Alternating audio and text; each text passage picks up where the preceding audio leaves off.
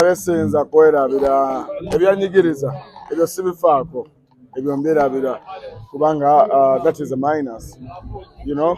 I need only plus njagala kingatako byonna byonna ebyanyiiza n'abanyiiza omwaka oguwedde nabalekerayo bwe batyo. Nabesonyiwa saabasonyiwa oba nabasonyiwa oba nabesonyiwa kwegamba biri bwe bitira bye bimu.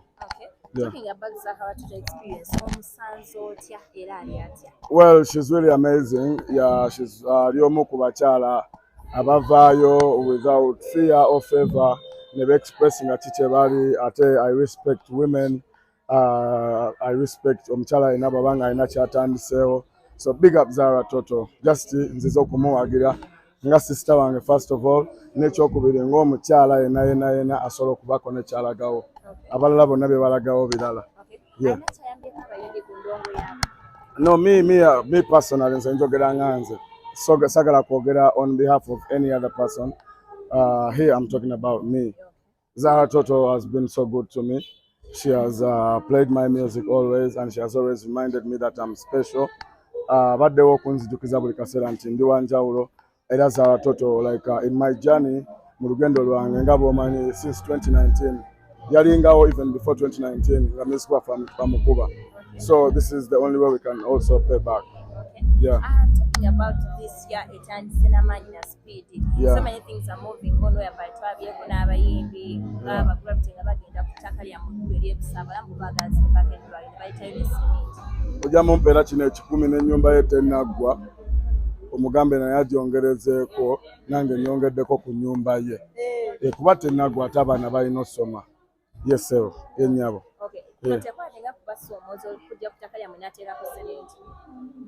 Bikola bya kidongo nagamba oyo dogo. Nagamba oyo just era naye bw'omulaba era abanga like ddala gwe banga olina amagezi olaba kyakola kimugattako bakimuggyako. Yeah, like nze kyendaba like anyway naye alina abaana. Well and good. So sagala like kumuddako nnyo ng'omuzadde oba okumufuula topic kumuvimbisa cause like talina kyayongera ku struggle. Yes, sir. Ekikumi kya gravity okisudde gwe njagala okimutuuseeko muwadde nusu kikumi nga nze owaddango ajja kyongerako era naye kuba ennyumba yeetaaga plasita yeetaaga biki byonna munange buli omu aba alina ensonga yalayika naye alina ensonga egyayagala okuggusa naye nange nga bwe yakoze nange bwe nkoze nemperezayo nusu kikumi abeeko kyagatta ku mbeera ey'ewaka. President wa Federation agamba basaba ettaka Kenzo babazemekeddwayo because Bodweni agambye ssente ze balina okuba bazimemeddwayo so bagadde zimbeewo because President wa Federation yange Eddy Kenzo agambye ati yagambye naye asupportinga Bodweni abawe ettaka bazimemeddwayo naye alina ettaka lwaki tasooka tuwa kulirye.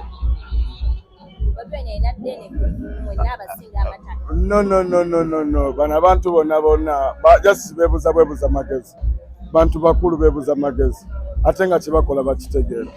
Bano abantu genda obagambe nabo bakwate ku butaka bwabwe obutini ne bwatekako tooyi nga ya community. Kiba kigasa. Teweetaaga kusooka kuzimba Dwaliro community okulaga nti olina ky'ogidiza. Eddy Kenzo ne Gravity basooke bazimbe tooyi. Kubanga kumpi neje babeera tooyi ntono nnyo like ngaffe mu ghetto gye tukola tuli mu kuzimba public toilets mu bucupa. So one thing they should do nabo basobola okuzimba tooyi bwe babanga bayida wakusawoka obusawo bwa cement n'omusenyu nabulenga butandika kosi za kabuyonjo bwabanga asobola akole community toilet naye achallenging. Let him start by an example achallenging abakulu nga ye Gravity omutuju abantu bangale bamuwagidde akakuba shows maker akole community toilet. Video already yatambudde nga yageze ne wamusebe namga abafuta kaba abayambe kwa bayisente bazimbiddwa. Si kibi n'akamu. Nabagamba buli omu ajja kubeera nga alabisibwa. Kusaba alabisa aba fake friend them. Tosirika alabisa. Okategedde.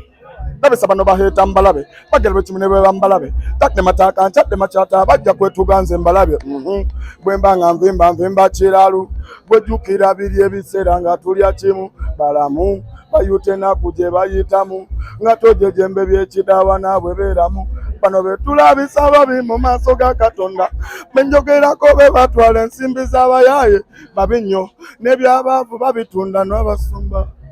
Is Bobby Wine a business? Is Bobby Wine a business? I was talking about Bobby Wine is a business. Yeah, I gotta say that Bobby Wine again. To me, he's a mentor. I don't take him as a business. He's my teacher.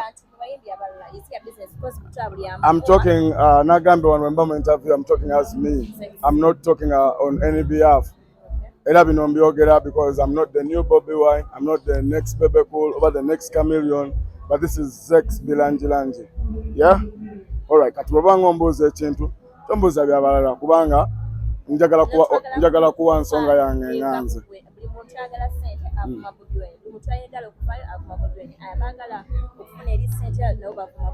Bakole nnyo kuba kayimba kakuba mu background okawulira oba okawulira bulungi. Mpa ekibuuzo ekirala otuveewo.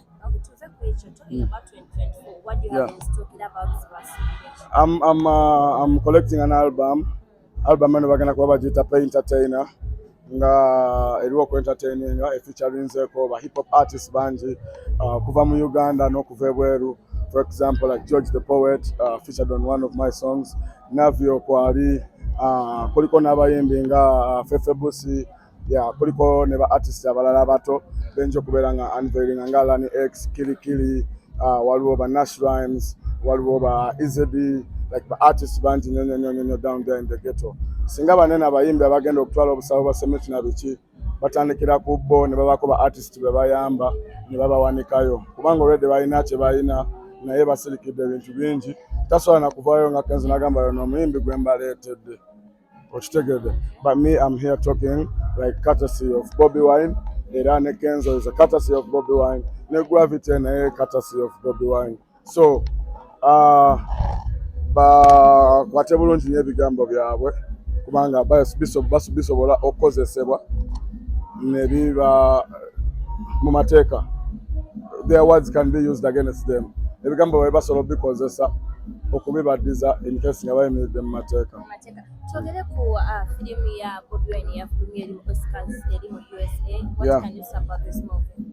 That's an achievement. That's a blessing. Fenga mu ghetto tuba tulaba tuli mu getting forward, you know.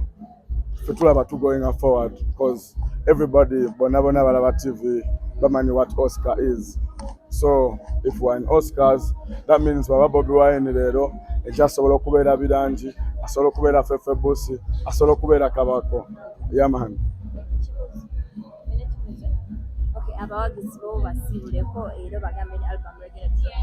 Well, sijja bagamba ddi lwegenda dropping naye njagala sooka beebaza bannayuganda abali e Uganda abali ebweru mu diaspora mwebale nnyo mwana otuwagira era mwebale nnyo na buli kyonna kye mukola ekibanga supporting Ugandan music. Big up to all the promoters and big up to all the organizers. Big up every creative activist. Big up all the mothers in the world. Yo, big up everyone's mother. Salute.